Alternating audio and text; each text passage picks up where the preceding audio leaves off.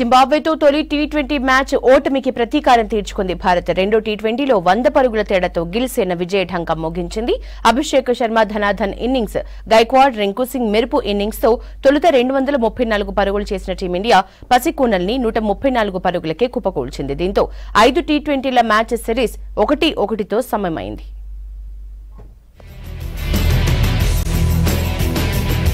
జింబాబ్వేతో జరుగుతున్న రెండో టీ20లో భారత్ 100 పరుగుల తేడాతో ఘన విజయం సాధించింది. యంగ్ ఇండియా నిర్దేశించిన 235 పరుగుల లక్ష్యాన్ని ఛేదించలేక 18.4 ఓవర్లలోనే 134 పరుగులకు జింబాబ్వే కుప్పకూలింది. వెస్లీ మధ్వీరా మాత్రమే 43 పరుగులతో రాణించాడు.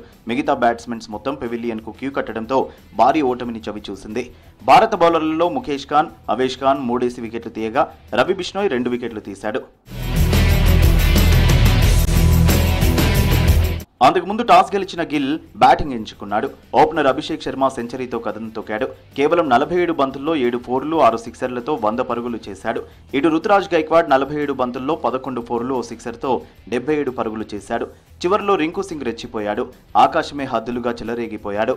కేవలం 22 బంతుల్లో 5 సిక్సర్లు 2 ఫోర్లతో 48 పరుగులు చేశాడు. దీంతో 20 ఓవర్లు ముగిసేసరికి భారత్ 2 వికెట్లు కోల్పోయి 234 పరుగులు చేసింది. రెండో ఓవర్లోనే గిల్ బెన్నెట్ కి క్యాచ్ ఇచ్చి వెనుదిరిగాడు. ఆ తర్వాత వచ్చిన గైక్వాడ్ తో అభిషేక్ శర్మ భారీ భాగస్వామ్యాన్ని నెలకొల్పాడు. నిన్నటి మ్యాచ్లో తప్పిదాలు చేయకుండా తొలుత నెమ్మదిగా ఆడిన ఇద్దరు క్రీజ్లో నిలదొక్కున్నాక మరింత రెచ్చిపోయారు.